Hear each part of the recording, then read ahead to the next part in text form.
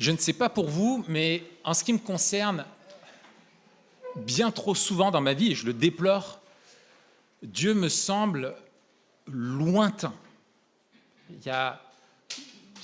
Dieu n'est plus qu'un mot, ou presque pire, un concept. On sait qu'il existe, qu'il est là, et voilà, mais qui il est, ce qu'il représente pour nous, quelle merveilleuse relation nous avons avec lui, c'est quelque chose que j'oublie, et que j'oublie dans ma vie. Et je crois pouvoir dire que l'un de nos plus grands besoins en tant que chrétiens, c'est de découvrir et de redécouvrir qui est Dieu pour s'émerveiller encore et toujours plus de qui il est. Ça tombe bien, c'est le but des Écritures, comme nous venons le chanter aussi, Dieu se révèle à nous. Et ce qui est merveilleux dans la Bible, c'est la façon dont Dieu se révèle à nous. J'ai pu suivre des cours de théologie qui étaient d'une froideur clinique assez dramatique. Et ça fait penser à certains chrétiens, malheureusement, qu'étudier la doctrine, c'est quelque chose de froid, c'est dénaturé, qui est Dieu, et quelque chose presque à fuir. Mais la Bible nous enseigne abondamment sur qui est Dieu, mais il ne faut pas oublier une chose, et ça c'est quelque chose qui m'émerveillera toujours, c'est que Dieu choisit et a inspiré le contenu de la Bible, mais aussi la forme. Et Dieu a choisi de se révéler au travers de la poésie. Rien que ça, qu'est-ce que ça nous dit de Dieu ? Dieu se révèle pas simplement pour nous informer, mais pour nous émerveiller, nous en mettre plein la vue. Et le psaume d'aujourd'hui que nous allons voir ensemble est l'un de ceux, je crois, pouvoir dire, qui nous en met le plus plein la vue sur qui est Dieu et qui est Dieu pour nous. Et plus nous découvrons qui est ce Dieu merveilleux, plus nous voulons être proches de lui. Plus nous sommes proches de lui, plus nous sommes émerveillés de qui il est, et plus nous sommes émerveillés de qui il est, plus nous voulons le connaître. C'est un cercle qui est vertueux, auquel nous invite David, l'auteur de ce psaume, et je vous invite à le lire avec moi. C'est le psaume 139.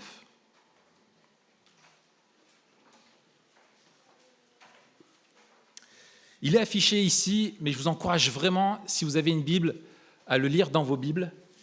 Et si vous n'avez pas votre Bible avec vous, mais que vous en avez une à la maison, à penser à l'amener dimanche prochain.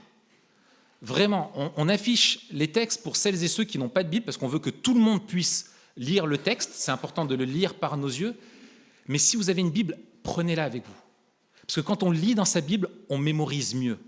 C'est votre Bible. Vous allez la ramener à la maison et vous pourrez redécouvrir ce trésor. Là, c'est affiché et ça disparaît après. Mais quand dans le texte, et quand on va revenir, vous allez pouvoir replonger vous-même dans le texte de la Bible, je vous promets, la plus-value est bien meilleure. Ça ne fait pas de nous des meilleurs chrétiens de venir à l'église avec sa Bible, hein, mais franchement, c'est pour votre bien que je vous le dis. Vraiment, je vous encourage à ça. Donc je lis le psaume 139. Éternel, tu me sondes et tu me connais. Tu sais quand je m'assieds et quand je me lève. Tu comprends de loin ma pensée. Tu sais quand je marche et quand je me couche. Et tu pénètres toutes mes voies. Car la parole n'est pas sur ma langue que déjà, éternelle, tu la connais entièrement. Tu m'entoures par derrière et par devant, et tu mets ta main sur moi. Une telle science est trop merveilleuse pour moi, trop élevée pour que je puisse la saisir. Où irai-je loin de ton esprit? Et où fuirai-je loin de ta face? Si je monte aux cieux, tu y es. Si je me couche au séjour des morts, t'y voilà. Si je prends les ailes de l'aurore et que j'aille demeurer au-delà de la mer, Là aussi, ta main me conduira et ta droite me saisira. Si je dis, au moins les ténèbres me submergeront, la nuit devient lumière autour de moi, même les ténèbres ne sont pas ténébreuses pour toi. La nuit s'illumine comme le jour et les ténèbres comme la lumière.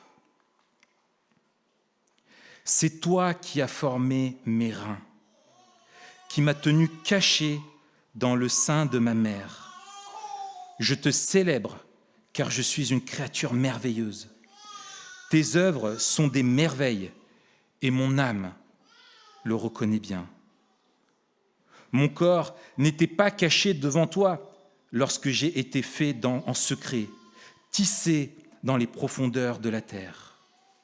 Quand je n'étais qu'une masse informe, tes yeux me voyaient, et sur ton livre étaient tous inscrits les jours qui étaient fixés avant qu'aucun d'eux n'existe. Que tes pensées, ô Dieu, me semblent impénétrables, que la somme en est grande. Si je les compte, elles sont plus nombreuses que les grains de sable. Je m'éveille et je suis encore avec toi. Ô Dieu, si seulement tu faisais mourir le méchant, homme de sang, écartez-vous de moi. Ils parlent de toi d'une manière infâme, ils prennent ton nom en vain, eux tes adversaires. Éternel, n'aurais-je pas de la haine pour ceux qui te haïssent, du dégoût pour ceux qui se soulèvent contre toi? Je les hais d'une parfaite haine, ils sont devenus pour moi des ennemis. Sonde-moi, ô Dieu, et connais mon cœur. Éprouve-moi et connais mes préoccupations. Regarde si je suis sur une mauvaise voie et conduis-moi sur la voie de l'éternité.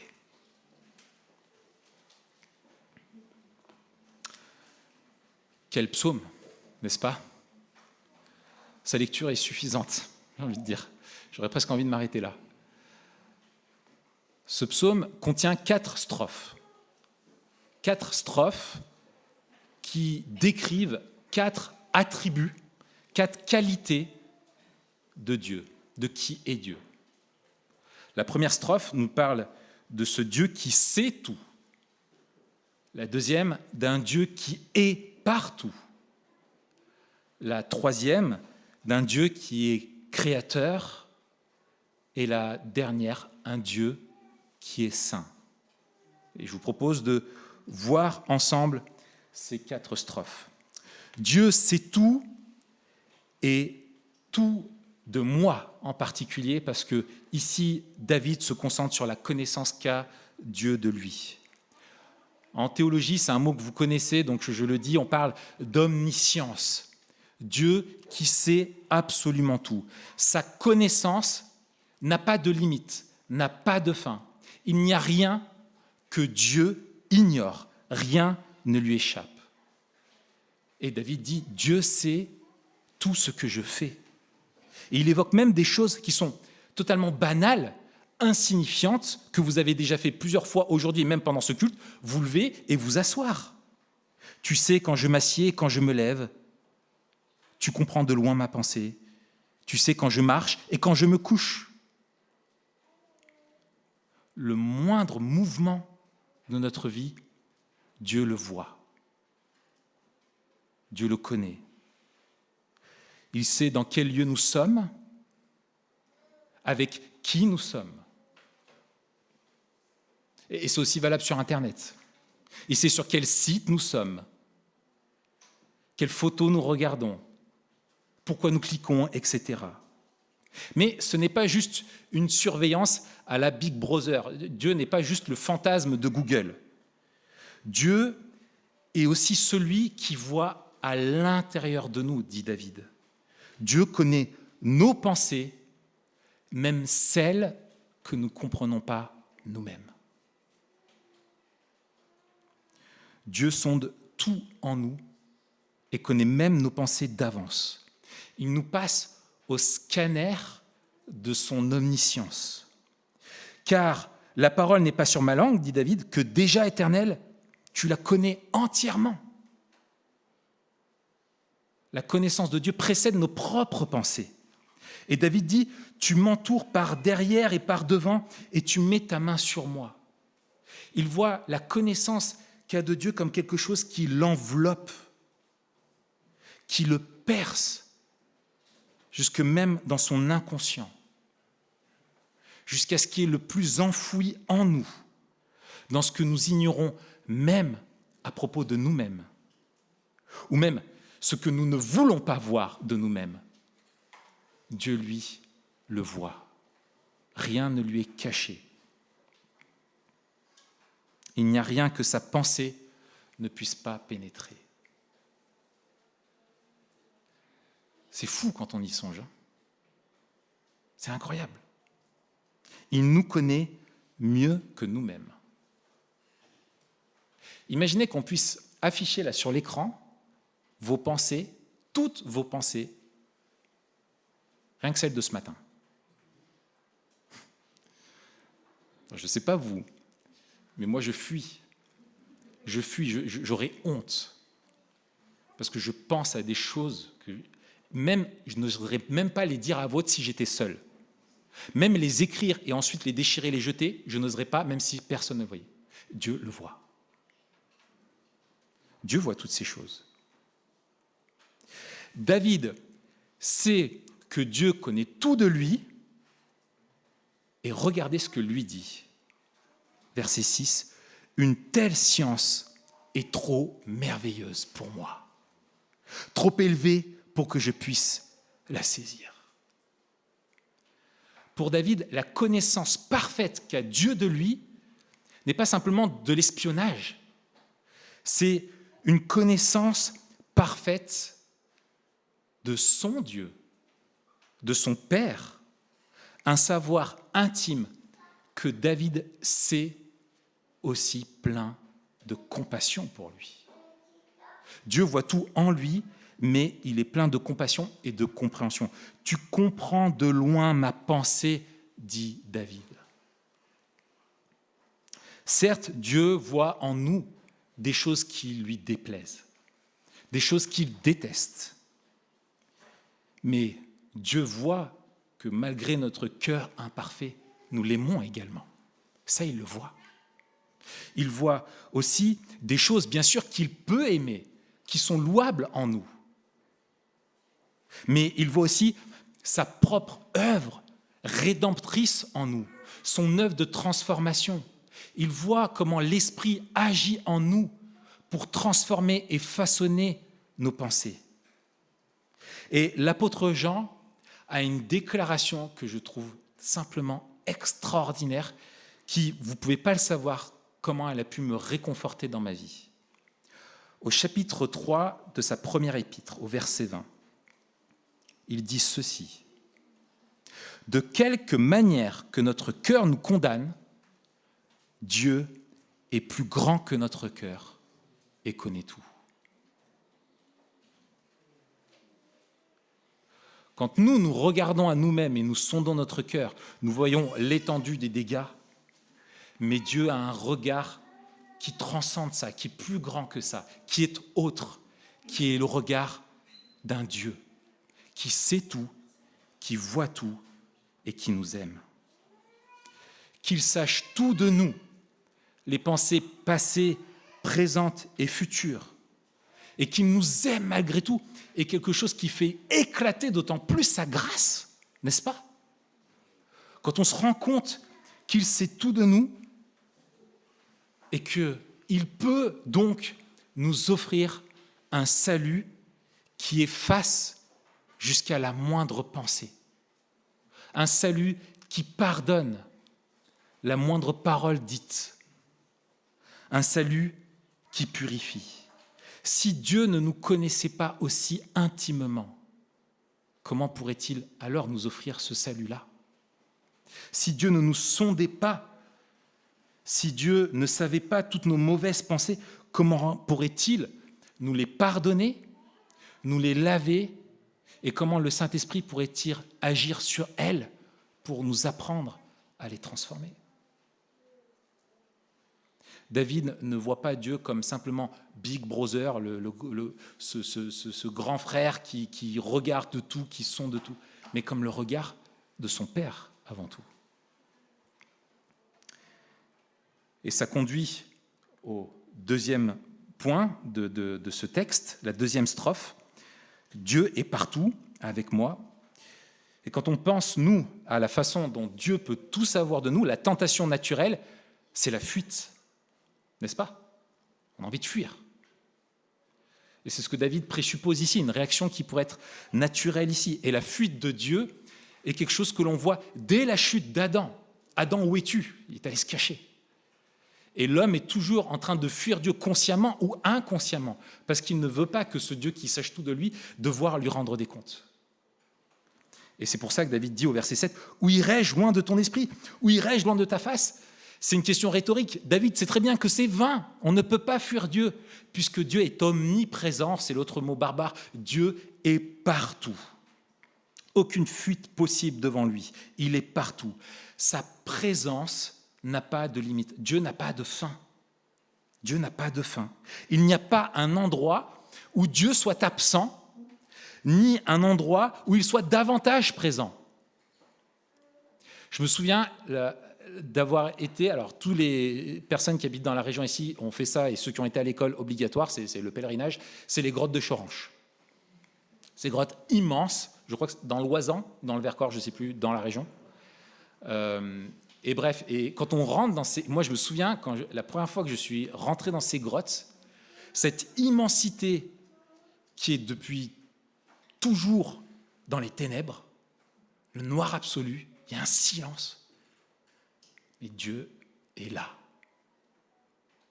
Quand on voit les premières images des premiers sous-marins qui arrivent à envoyer des robots jusqu'aux profondeurs de l'océan, nous on découvre, mais Dieu, lui, est déjà là. Il est au fin fond de tout l'univers. Il est de partout. Il n'y a pas un endroit où Dieu ne soit pas. Et même si nous essayons de fuir Dieu à la vitesse de la lumière, 10 fois la vitesse de la lumière, un vaisseau intergalactique, et qu'on parte loin, le plus loin possible, on arrive, Dieu nous dirait « Ah, te voilà enfin ! C'est un moment que je t'attends. » Et puis en fait, j'étais avec toi tout le long. C'était inutile. Et David choisit soigneusement des images géographiques pour nous faire comprendre cette immensité, cette omniprésence de Dieu. Il dit, si je monte aux cieux, t'y voilà. Bon, rien de surprenant, hein, c'est après tout. Mais il dit aussi, au séjour des morts, qui est l'opposé, il monte et il descend, et il dit, tu y es aussi. Même dans le séjour des morts, Dieu y est. Même la mort ne nous sépare pas de la présence de Dieu. Dieu est là aussi. Et par là, il souligne aussi notre destin éternel. Il n'y a pas que dans le monde physique que Dieu est présent. Vers l'est, vers l'aurore, hein, c'est l'est, c'est la terre, tu y es. La mer, l'ouest pour lui, t'y voilà. Dieu est partout. Alors derrière, il dit, bon, il y a peut-être une chance, c'est la nuit. Même dans les ténèbres, t'y voilà. Il n'y a pas de ténèbres devant Dieu. Je ne sais pas si vous connaissez l'histoire du fou qui voulait dépasser le record d'aller sur Mars et qui dit « moi, je vais aller sur le Soleil ». Et les autres, ils disent « mais t'es complètement dingue, en fait, parce que tu vas cramer, tu vas mourir ». Et il dit « mais non, je vais y aller de nuit ». Et voilà. Et ben en fait, c'est un peu pareil avec Dieu, quoi. Devant Dieu, il n'y a pas de ténèbres. Les ténèbres ne sont pas. Et l'homme, depuis toujours, croit que quand il agit de nuit, quelque part, il est caché. On ne voit pas ce qu'il fait. Et c'est la nuit que se manifestent aussi nombreuses de nos habitudes pécheresses. Mais Dieu, lui, est là. Il n'y a pas de ténèbres devant lui.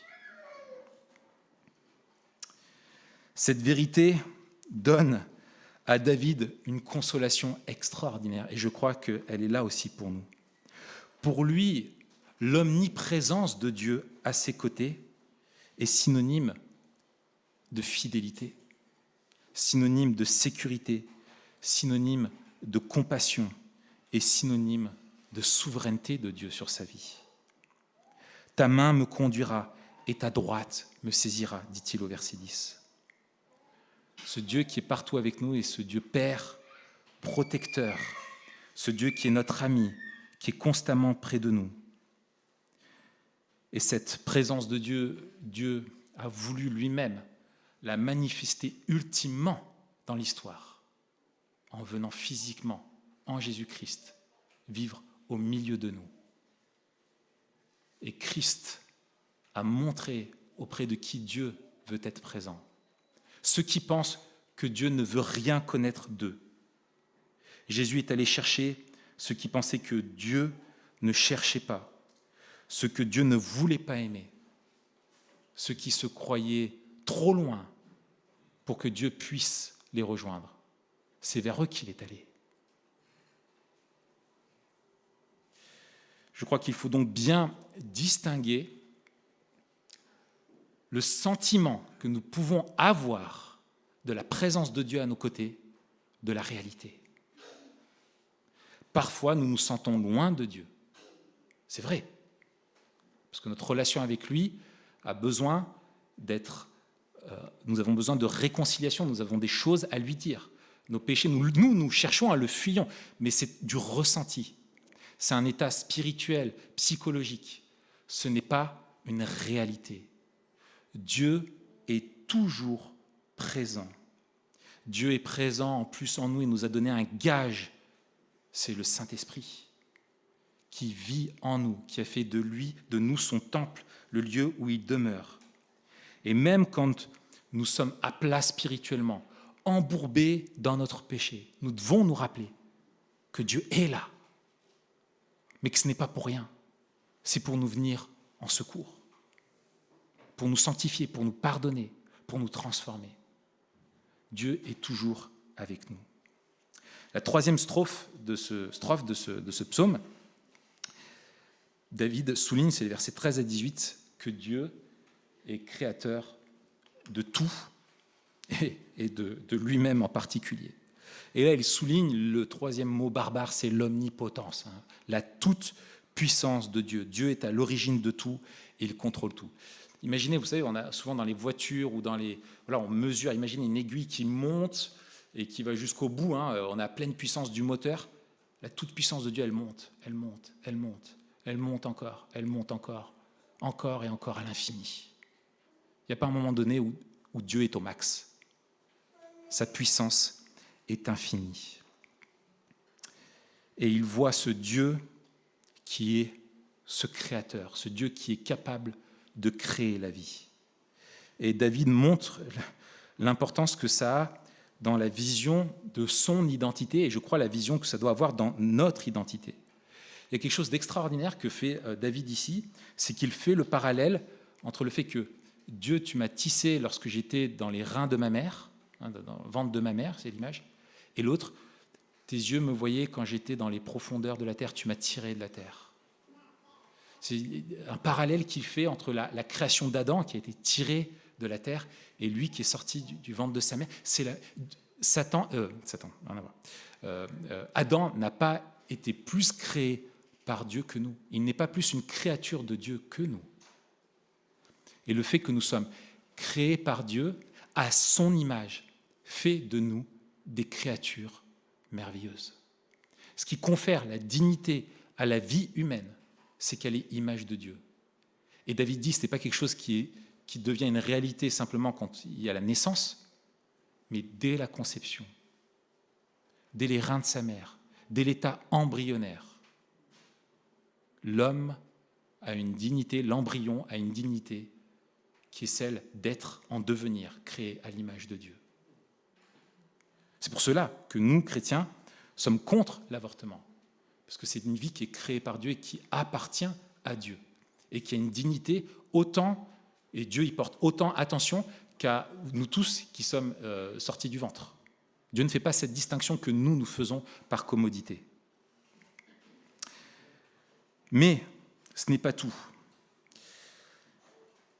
La dignité de la vie humaine, comme je le dis, trouve dans le fait que nous sommes porteurs de l'image de Dieu. Mais malgré tout, si vous êtes comme moi, nous sommes vraiment souvent tentés de vouloir être un ou une autre. Moi, j'aime trop le foot. Et qu'est-ce que j'aurais aimé avoir un bon pied gauche. Et quand je vois des joueurs professionnels, ça, je me dis, mais voilà, je suis jaloux. On est tous à se dire, j'aurais tellement aimé si j'avais été beau ou belle comme cette personne, ou si j'avais pu naître dans cette famille, ou à cette époque, ou avec cette couleur de peau, ou celle-là, si je pouvais avoir tel ou tel talent. Et à chaque fois que nous faisons cela, nous oublions que c'est comme si nous disions à Dieu, mais tu as mal fait ton travail. Tu aurais dû t'y prendre autrement. Nous sommes tous le fruit d'un artisanat. Nous sommes faits maison, faits main. Nous sommes comme les sacs à main Dior qui sont faits main. On n'est pas un vulgaire sac à main Kiabi ou en pire un sac Kaba. Non, Dieu ne fait que du Dior. Vous voyez, voilà, et que du modèle unique, comme les Rolls, c'est un numéro de série, tout est fait à la main. Voilà, nous sommes tous des Rolls. Okay, et ça, il ne faut pas l'oublier. Il ne faut pas l'oublier. Nous sommes tous autant à l'image de Dieu. Il n'y a rien que nous pourrions faire, ou si nous étions autrement, qui fait que nous serions, à ses yeux, plus une créature merveilleuse. Mais le problème, c'est que nous accordons plus d'importance au regard des autres qu'au regard de Dieu, sûrement, n'est-ce pas? Mais ça a aussi une importance, et je suis sûr que vous m'avez devancé dans vos réflexions, sur notre regard vis-à-vis de notre prochain. Tout homme, toute femme est une créature créée à l'image de Dieu. Que notre prochain est un handicap physique ou mental, que ce soit un vieillard ou un enfant, qu'il soit d'une autre couleur de peau que la nôtre, il est une créature merveilleuse de Dieu. Il n'y a qu'une seule humanité qui fait partie, qui est solidaire, qui est toute à l'image de Dieu. Et c'est pour cela que nous, chrétiens, nous condamnons fermement toute forme de racisme. C'est insupportable pour nous, et ça doit l'être, parce que c'est enlever à une créature de Dieu sa dignité que de la considérer comme inférieure. C'est pour cela que nous voulons avoir un regard plein de compassion vers celles et ceux qui sont en souffrance dans leur corps, parce que ça ne leur enlève pas le fait qu'ils sont créés à l'image de Dieu. C'est pour ça que les personnes âgées ont de la valeur pour nous, parce qu'elles sont toujours à l'image de Dieu, alors que la société dit qu'elles sont peut-être plus utiles pour elles. Non. C'est pour cela aussi que nous rejetons tout esprit de communautarisme dans l'Église, tout esprit de clan ou de groupe qui se retrouverait selon un rang social, selon une couleur de peau ou toute autre chose. C'est pour cela aussi que nous rejetons tous les discours racialistes et communautaristes que nous entendons aujourd'hui. Mais cette souveraineté de Dieu sur la création a aussi une incidence sur notre vision de notre histoire et de la manière dont se déroulent nos vies. David reconnaît que Dieu n'est pas simplement son créateur, mais celui qui conduit chaque jour de sa vie. Il est au contrôle de tout. Quand j'étais qu'une masse informe, tes yeux me voyaient, et sur ton livre étaient tous inscrits les jours qui étaient fixés avant qu'aucun d'eux n'existe. David reconnaît qu'il n'y a rien en dehors du plan souverain de Dieu sur sa vie. Dieu est au contrôle de notre vie, c'est lui qui en a fixé tous les jours. Ce n'est pas simplement qu'il connaît le dernier jour, mais c'est lui qui le fixe. Et c'est lui qui détermine chaque journée. Même si je suis né en 83, avant la fondation du monde, ses yeux étaient déjà fixés sur moi. Mais je ne comprends pas. Dieu est celui qui est au contrôle de notre vie. Et la Bible souligne avec la même force la souveraineté de Dieu sur notre vie. Et je trouve que c'est quelque chose d'extrêmement rassurant, parce que si une journée s'est mal passée, tout s'est mal passé, tout est allé de travers, Dieu était quand même au contrôle. Mais les Écritures ne nous disent pas pour autant que nous ne sommes pas responsables de la manière dont nous vivons. Et David comprend ces deux réalités, le contrôle souverain de Dieu et ce Dieu qui a décrété aussi que David était responsable. C'est pour ça qu'il finit au verset 24, « Regarde si je suis sur une mauvaise voie et conduis-moi sur la voie de l'éternité. » Il reconnaît sa responsabilité. Extraordinaire, n'est-ce pas? D'après ce que j'ai pu trouver sur Internet, on peut estimer à 1 million de kilomètres en tout, si on fait le contour de toutes les plages de la Terre. Si on part sur une largeur d'environ, je ne sais plus de combien de mètres, bref, je vous passe les détails, ça nous met un volume de sable total de, alors écoutez bien, 1000 milliards de mètres cubes de sable sur la Terre. 1000 milliards de mètres cubes de sable sur la Terre. 10 puissance 12 mètres cubes. Dans la classification des géologues, on peut appeler sable ce qui va entre un 16e de millimètre et 2 millimètres. Enfin, vous voyez tout ce que c'est du sable. En fait, je ne vois pas pourquoi je vous dis ça, je perds du temps. Mais avec la taille moyenne d'un grain de sable, si on prend la taille moyenne d'un grain de sable, 1 mètre cube, d'accord, il y a 1000 milliards de mètres cubes. Okay, 1 mètre cube peut contenir lui-même 10 puissance 12 10 puissance 11 grains de sable dedans. 10, 11 zéros derrière. Faites le calcul, vous prenez 10 puissance 12, donc la totalité de mètres cubes, plus combien il y a de grains de sable dedans, donc 10 puissance 11, on arrive à 10 puissance 23 grains de sable sur la Terre. 10, mettez 23 zéros derrière. Et quand j'ai fait, je me rends compte, j'ai oublié les déserts. Alors, vous me donnez 5 minutes, je vais faire quelques recherches. Alors, que tes pensées, ô Dieu, me semblent impénétrables. Que la somme en est grande. Si je les compte, elles sont plus nombreuses que les grains de sable. Je m'éveille et je suis encore avec toi. Quand David songe à qui est Dieu, à son immensité, il est émerveillé. Quand il réfléchit à ses œuvres, il dit, mais là, j'arrive à des choses, 10 puissance 23, enfin, je me doute qu'il ait fait le calcul, mais c'est l'image poétique qui dit que ça dépasse, c'est au-delà de ce que l'on peut comprendre. Et c'est ça, quand on adore Dieu, on réalise que la créature finie ne peut comprendre le Créateur infini. Le temporel ne peut comprendre l'éternel. Ce Dieu que l'on peut comprendre, mais qui se révèle à nous, le fait pour nous pousser à l'émerveillement. Dieu se révèle à nous pour nous émerveiller de sa grandeur et nous pousser à l'admiration. Et ça nous amène à la 4e strophe. Dieu est saint.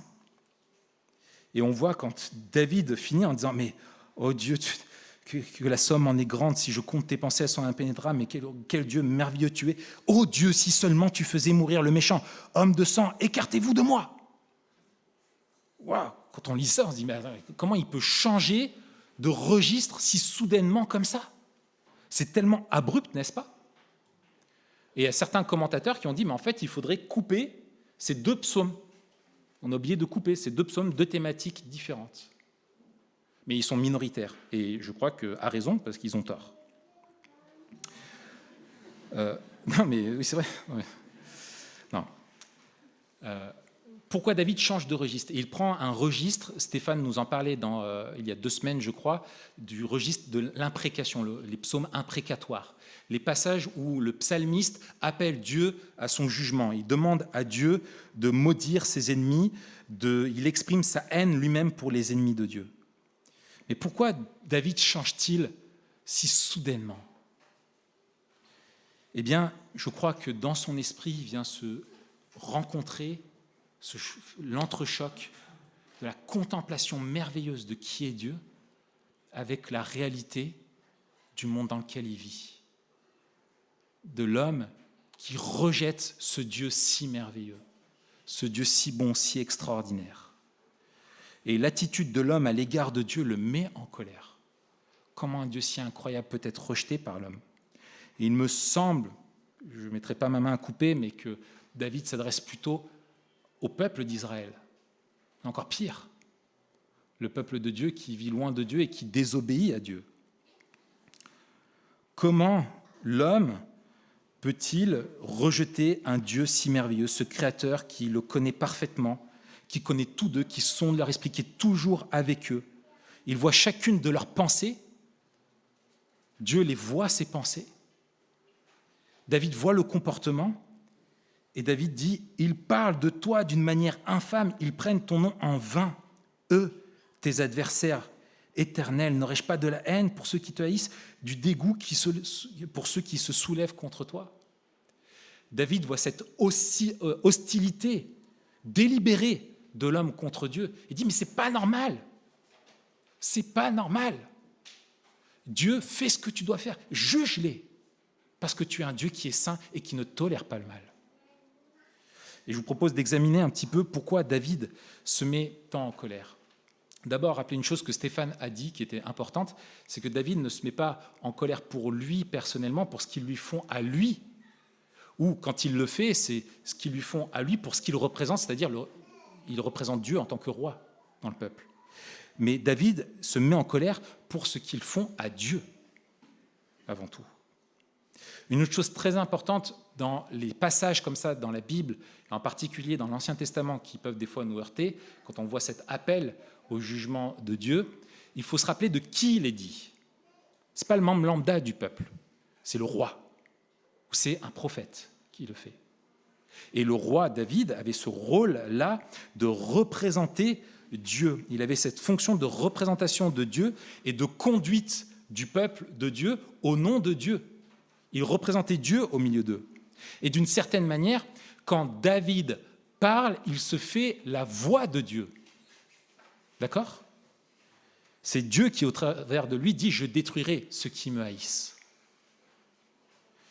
Et la Bible nous présente David comme étant un roi important dans l'histoire, ce roi qui préfigure le roi ultime, qui l'annonce, on appelle ça un type, celui qui annonce le vrai roi, le roi davidique, le fils de David, celui qui règne éternellement, Christ. Et par ces paroles, il faut voir toutes les paroles des Écritures qui nous annoncent qu'un jour, le Messie viendra établir son règne et détruira ses ennemis. Et c'est une promesse que Dieu s'est faite à lui-même depuis la chute, où Dieu dit qu'il écrasera la tête du serpent. Il ne faut pas confondre non plus la demande à Dieu d'agir et de faire justice du fait de faire nous-mêmes la justice à la place de Dieu. Le Nouveau Testament ne nous enseigne pas cela. Dans l'Ancien Testament, le peuple de Dieu a été l'instrument de Dieu dans des périodes particulières pour que Dieu exerce sa vengeance. Mais dans la Nouvelle Alliance, il n'est plus question de cela. Pourquoi ? Parce que le jugement de Dieu ultime a eu où ? À la croix, bien évidemment. Et c'est pour ça que l'apôtre Paul dit « Ne rendez à personne le mal pour le mal, cherchez ce qui est bien devant tous les hommes. Si cela est possible, dans la mesure où cela dépend de vous, soyez en paix avec tous les hommes. Ne vous vengez pas vous-même, bien-aimés, laissez agir la colère de Dieu, car il est écrit « C'est à moi qu'appartienne la vengeance. C'est moi qui donnerai à chacun ce qu'il mérite, dit le Seigneur. Mais si ton ennemi a faim, donne-lui à manger. S'il a soif, donne-lui à boire. Car en agissant ainsi, tu amasseras des charbons ardents sur sa tête. Ne te laisse pas vaincre par le mal, mais sois vainqueur du mal par le bien. » Dieu n'a pas besoin de nous pour se venger. Dieu ne nous appelle pas de faire justice en son nom. Dieu ne nous demande pas de venger son nom. Jamais. Il le fait lui-même. En revanche, il est légitime de demander à Dieu de faire justice. Et je crois que quand le peuple de Dieu, face aux injustices du monde, devient indifférent et ne réclame pas la justice de Dieu, c'est un signe de mauvaise santé spirituelle aussi. Quand l'homme ne se révolte pas contre le mal, c'est qu'il y a quelque chose qui ne va pas, c'est qu'il s'en accommode. Parce que Dieu, lui, ne s'accommode pas du mal. Il est saint. Vous voyez un petit peu pourquoi David prie de la sorte. Mais même pour nous, dans le Nouveau Testament, l'apôtre Paul lui-même disait « Si quelqu'un n'aime pas le Seigneur, qu'il soit anathème ». L'apôtre Paul qui a donné sa vie pour la conversion du plus grand nombre. Et il dit ceci à la conclusion de 1 Corinthiens au chapitre 16. Et je crois qu'il ne faut pas décorréler le jugement de Dieu de tout ce qui le précède, de tout ce que la Bible nous dit sur ce Dieu qui appelle ses ennemis à la repentance et qui est patient envers eux. Mais au bout d'un moment, Dieu dit maintenant, stop, ma patience a des limites et j'exerce mon jugement. Ce passage doit produire, je crois, en nous la crainte de Dieu. La crainte de Dieu est au cœur de la piété dans la Bible, au cœur de la sagesse. La foi et la crainte ne sont pas des choses qui s'opposent, mais qui sont presque synonymes. Elles sont solidaires. Le théologien Henri Blocher a cette formule, il dit « Dis-moi ce que tu crains et je te dirai ce que tu crois vraiment ». La crainte de Dieu, c'est simplement se tenir devant la réalité de qui est Dieu, de sa grandeur infinie, celui devant qui nous vivons et qui nous domine d'une supériorité qui est infinie. Ce Dieu tellement grand, de qui nous dépendons totalement et de qui nous devrions avoir terriblement peur s'il ne nous aimait pas, s'il se retournait contre nous et désirait nous juger. C'est ça la crainte de Dieu.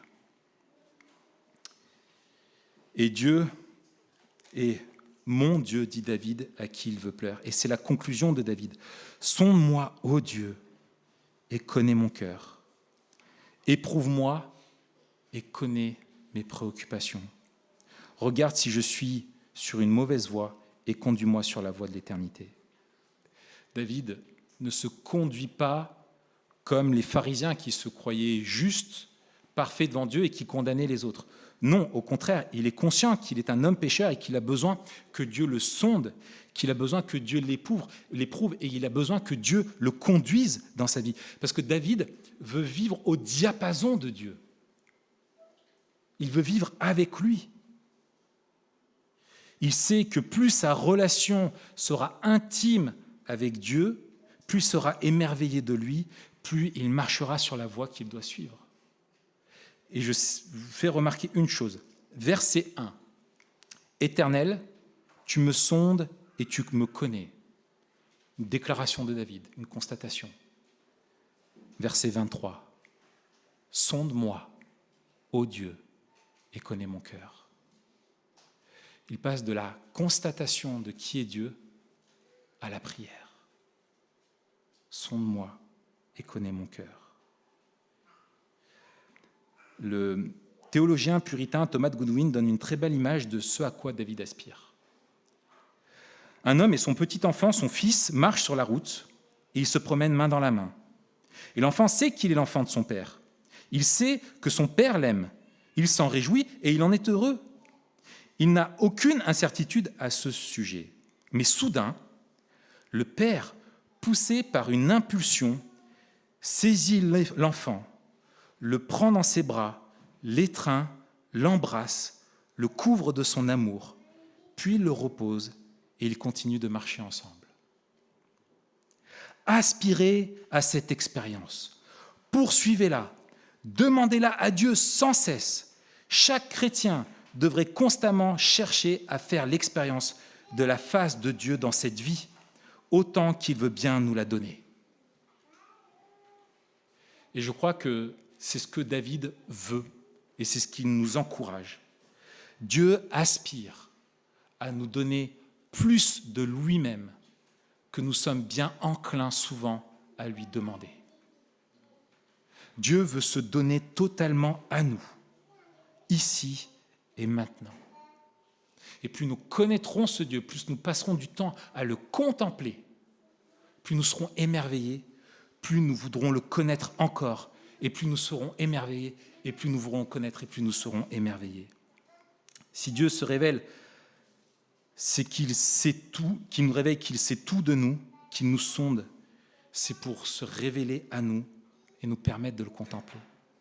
Et s'il nous révèle qu'il est partout avec nous, c'est pour nous montrer si nous sommes sur le mauvais chemin, pour nous prendre dans ses bras, pour nous ramener sur la voie que nous devons suivre, celle de la vérité, celle de la lumière, celle de la justice, celle que Christ a ouverte lui-même par la croix pour nous, la voie sainte jusqu'à la vie éternelle, mais surtout jusqu'au bras du Père. Nous sommes heureux d'avoir passé ce moment ensemble. Rendez-vous dimanche prochain à 10h30 sur notre chaîne YouTube. Pour mieux connaître notre Église, visitez notre site www.ecegrenoble.fr. Si vous désirez entrer en contact avec l'un des responsables, écrivez-nous à contact@ecegrenoble.fr. Retrouvez les liens du site et l'adresse de contact en description. À bientôt!